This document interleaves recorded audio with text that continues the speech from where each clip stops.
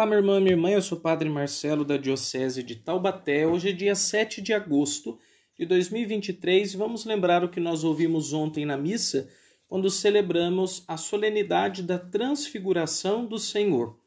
Nós estamos no mês vocacional, mês de agosto, e durante todo esse ano de 2023, nós estamos vivendo no Brasil o ano das vocações. Por isso, nós vamos dar uma pausa naquela nossa série, o Dicionário Ilustrado da Fé, e vamos começar, nesse mês de agosto, uma nova série chamada Vocações. A cada domingo, nós vamos trabalhar uma vocação específica. E, nesse primeiro domingo, próximo do Dia do Padre, 4 de agosto, dia de São João Maria Vianney, a Igreja nos convida a meditar sobre a vocação sacerdotal. Vamos ver qual é a relação da vida do padre e do mistério da transfiguração. Bora refletir.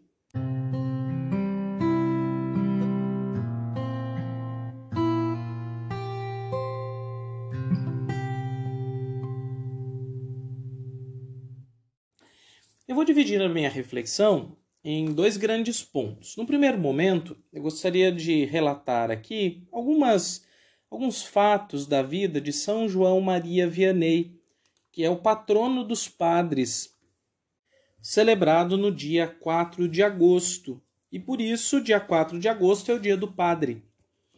E depois, no segundo momento, gostaria de falar, a partir do texto da Transfiguração de Jesus, sobre as 3 tarefas principais de um padre, de um sacerdote, já que nesse primeiro domingo de agosto nós estamos falando sobre a vida sacerdotal. Então, primeiro ponto, há um pouquinho da vida de São João Maria Vianney. São João Maria Vianney também é conhecido como o cura d'Ars. Cura é uma palavra antiga para designar um padre responsável de uma paróquia. Hoje nós usamos a expressão pároco, né? Pároco de uma paróquia é o seu responsável imediato. Mas antigamente se falava o cura. Hoje essa palavra dura mais quando nós designamos o padre responsável pela catedral de uma diocese. Então nós temos o cura da catedral. Por quê? Porque uma catedral, diferente de uma paróquia, ela tem como seu responsável o bispo. Ela é a igreja do bispo. Por isso ela se chama catedral. Ela é a igreja que tem a cátedra, a cadeira pela qual o bispo preside a diocese. Nesse caso, uma catedral não tem um pároco, isso é, um padre que seja o seu responsável imediato e único. O bispo é o responsável da catedral, mas, dadas suas diversas funções na diocese, o bispo tem um padre que administra, gere, cuida da catedral para ele. Então, esse padre é chamado de cura. O cura d'Ars, ele era um padre de uma cidadezinha na França chamada de Ars. Existem várias vilas ou cidadezinhas na França com esse nome, mas ele ficava em uma delas. Muito bem. Quem era ele? Era um rapaz muito simples, de família muito pobre, que tinha dificuldades nos estudos, inclusive, mas que tinha um desejo muito grande de ser padre. Ele teve muita dificuldade de acompanhar os estudos regulares do seminário, porque naquela época os estudos eram feitos em latim, e ele não dava conta de seguir o ritmo que era próprio ali do interno do seminário. O que ele fez então? Com a ajuda de um sacerdote francês, que ajudava ele traduzindo, sobretudo, os textos do latim para o francês, e também o apoiava, o incentivava a ser padre. Ele conseguiu, pouco a pouco, ir passando nas provas do seminário e conseguiu ser ordenado sacerdote. Ele foi enviado para uma cidadezinha pequena e a sua biografia conta que provavelmente isso teria a ver com a sua dificuldade mesmo de comunicação e um perfil, vamos chamar assim, menos brilhante. Você imagina, na França, naquela época, contava com grandes pregadores, como, por exemplo, os dominicanos. Nós tínhamos o padre Lacordaire, que era um ilustre orador sacro. Então, os grandes centros acabavam ficando com os padres de maior cultura e os padres mais simples iam para aldeias, vilas e cidades pequenas. E lá foi São João Maria Vianney. Quando ele chegou lá, a paróquia estava abandonada às traças. Era uma paróquia morta, sem fé. Mas na medida em que ele foi evangelizando, e ele evangelizou sobretudo de duas grandes maneiras, atendendo confissões do povo, era um confessor assim, de notável ciência espiritual, e ao mesmo tempo pela pregação, ele é um pregador convincente, um pregador que tocava os corações, apesar da sua pouca cultura. São João Maria Vianney foi atingindo muitas pessoas, e é interessante que muita gente de outros lugares começaram a ir para ver, para ouvir o tal Padre João Maria Vianney. Conta inclusive uma biografia que foi construída uma linha de estrada de ferro que passasse por Ars para que as pessoas pudessem ir até lá para ver, ouvir e se confessar com João Maria Vianney. O padre Lacordaire, o famoso pregador que eu já citei, numa certa ocasião foi até Ars porque ele gostaria de entender o que é que aquele padre tinha, já que as pessoas falavam tanto dele. E depois de escutar a sua pregação, o padre Lacordaire teria dito que esse padre fala de Deus. E ele teria ficado impressionado, não com a retórica, não com a oratória sacra, mas impressionado com o que nós chamaríamos hoje de com a unção. Era um padre que tinha um conteúdo bom, ele não era bobinho, não era ingênuo, era simples. Mas a sua simplicidade era carregada de uma convicção de fé e de uma capacidade de atravessar os corações humanos. Né? E o padre Lacordaire, o orador sacro de Paris, o reconheceu. É um pregador de Deus. Então, São João Maria Vianney, por conta da sua vida de dedicação, de atendimentos, de missas, de pregação, ele se tornou uma grande referência da vida sacerdotal. Num primeiro momento, ele era chamado patrono dos párocos, mas o Papa Bento XVI estendeu a devoção e fez dele o padroeiro dos padres como um todo.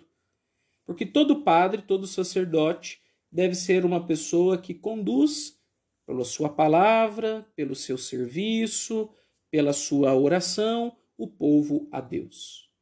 Bem, partindo desse exemplo, vamos aqui então pensar as três principais tarefas do padre. Quais são elas? A tarefa de santificar, a tarefa de pastorear ou conduzir e a tarefa de ensinar. Nós chamamos essas três de tríplice munus, ou os três deveres de um presbítero, de um sacerdote e inclusive de um bispo também. Só que o bispo tem algumas outras funções que são próprias deles. Mas o bispo e o padre, ambos são sacerdotes. São homens consagrados para as coisas de Deus. Então vamos comparar aqui esses três serviços com o texto da Transfiguração. Na cena da Transfiguração, Jesus pega Pedro, Tiago e João, os discípulos mais próximos, e sobe com eles na montanha. Lá na montanha ele transfigura, ele muda a sua feição, revela a sua glória, e do céu se ouve uma voz que diz: "Esse é o meu filho muito amado, escutai-o." Aqui nós temos três fatos que podem ser associados ao tríplice munus. Subir a montanha tem a ver com santificar, transfiguração tem a ver com conduzir e escutar tem a ver com ensinar. Primeira coisa, subir a montanha. Veja que na nossa própria estrutura ritual, na nossa igreja, no templo, nós temos dois lugares lá na igreja que são lugares mais altos. O altar e a mesa da palavra, que a gente chama de ambão. O altar vem do latim altare e significa lugar no alto.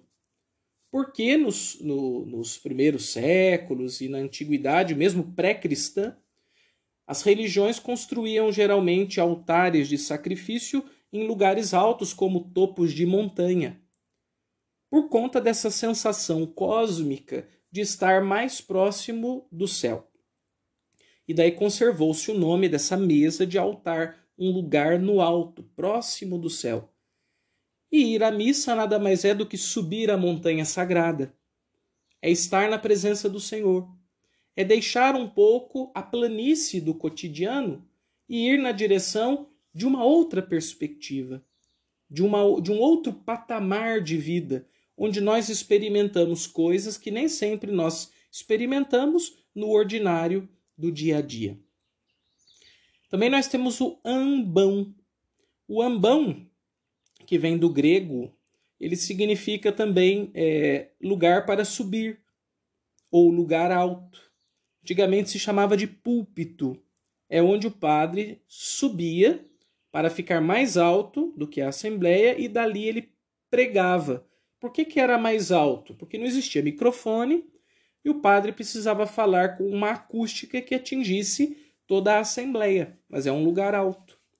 Interessante que são só 2 exemplos ali do nosso ritual para mostrar isso que o padre faz. Quando a gente celebra a missa, quando a gente celebra um batizado ou um casamento, enfim, qualquer um dos 7 sacramentos, quando rezamos em comunidade, quando estamos ali num momento de adoração ao Santíssimo, ou de uma pregação com a palavra de Deus, que não precisa ser dentro da missa necessariamente, nesses momentos todos aí, nós estamos o quê? Subindo a montanha.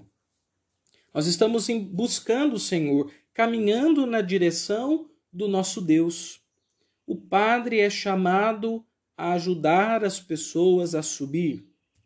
Esse é o ministério de santificar. É a dimensão, vamos chamar assim, mais imediatamente religiosa. Por que eu digo mais imediatamente? Porque ela tem a ver com o culto. Tem a ver ali com práticas rituais, com palavras, com fórmulas de oração, com gestos de prece. Então é aquilo que tem mais a característica assim, visual do que a gente chamaria de religioso.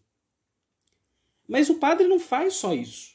O padre também tem outras funções. Uma segunda função dele é a de pastorear, ou de conduzir, ou de reger. Aqui dá na mesma. E como que o padre pastoreia? Bem, uma das formas de pastorear é celebrar, né? Também é.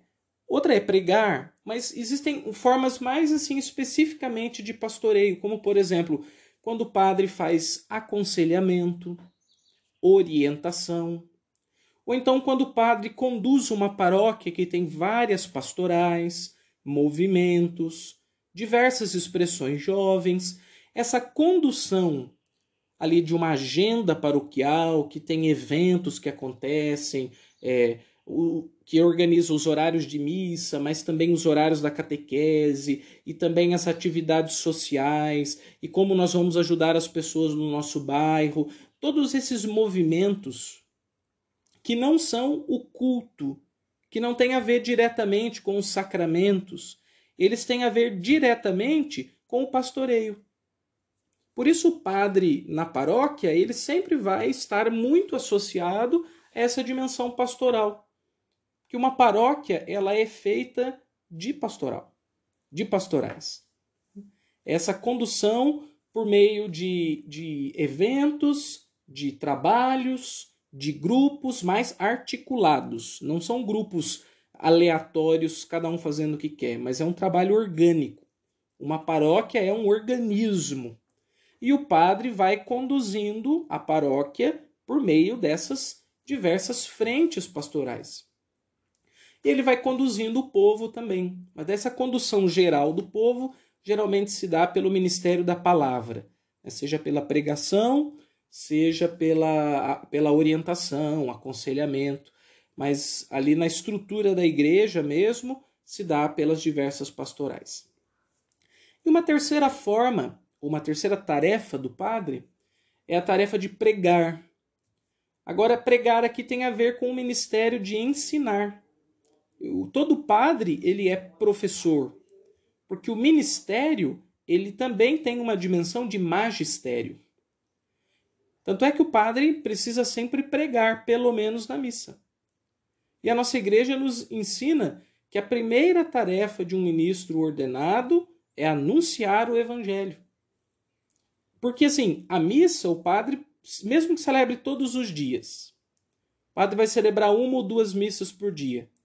Mas é o quê? 1, 2 horas de tarefa?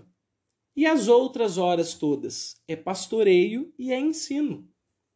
Então, a igreja, inclusive, Papa Francisco, tem insistido muito na necessidade de a gente gastar tempo e as nossas melhores energias no ensino. Porque o ensino evangeliza. Evangelizar significa levar as pessoas a compreender o evangelho, a entrar no espírito do evangelho, para viver o evangelho. Então, o padre precisa se preparar para ser um comunicador, para ser um pregador, para ser um professor. Mesmo os padres que não vão se dedicar, estrito sensu, a uma atividade de professores na faculdade ou numa escola, como, por exemplo, os salesianos que trabalham em colégios, os jesuítas que trabalham em universidades, mas mesmo o padre da paróquia mais simples lá na roça, ele sempre vai ser professor, professor do evangelho, professor do povo, exercendo essa atividade importantíssima de instruir, ensinar, exemplificar, traduzir os sentidos, facilitar a compreensão. Então veja, se a gente fosse comparar aqui, como eu estou fazendo, a vida do padre com a cena da transfiguração, eu diria que assim, que o ministério do padre é um ministério todo ele de transfiguração. Subir a montanha, transformar as coisas, transfigurar e fazer escutar a voz do Filho de Deus. Bem, por isso a gente tem que rezar pelos nossos sacerdotes. Esse mês vocacional, eu te convido que você intensifique ainda mais as suas orações pelos padres, sobretudo pelo padre da sua paróquia, da paróquia que você frequenta, e pelos seminaristas, que estão se preparando para um dia serem também os padres das nossas igrejas.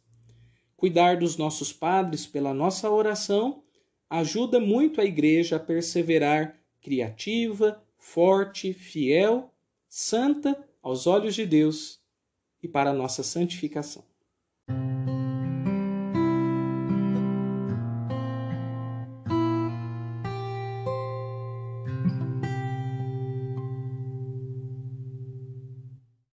Nós estamos começando mais uma semana e o que eu gostaria de propor a vocês como atividade para a nossa caminhada espiritual é que durante essa semana a gente rezasse pelos nossos padres.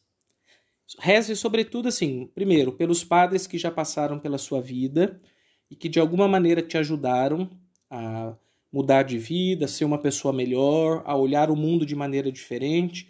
Reze agradecendo a Deus por eles, pelo ministério deles. Em segundo lugar, rezemos pelos padres que estão aí na ativa, trabalhando, para que eles sejam pessoas de Deus, para que eles tenham um coração aberto ao agir de Deus, para serem instrumentos eficazes da palavra. Em terceiro lugar, rezemos muito também pelos nossos seminaristas, porque um padre não nasce padre, um padre nasce no seminário. Uma vocação nasce antes do seminário, mas um padre ele é gerado, gestado durante o tempo do seminário. Então, por isso, vamos rezar pelos nossos seminaristas. Se você conhece algum, reze por ele. Se você não conhece, está tudo bem, diga para Deus, Senhor, essa oração que eu estou fazendo é por todos os seminaristas. E, sobretudo, diga assim para Deus, Senhor, eu rezo por aqueles que estão passando dificuldades, por aqueles que estão desanimados, por aqueles que estão em crise. Senhor, ajuda-os. A nossa oração sustentará as vocações. Até a semana que vem, com mais um Ontem na Missa. Deus abençoe. Até logo, pessoal.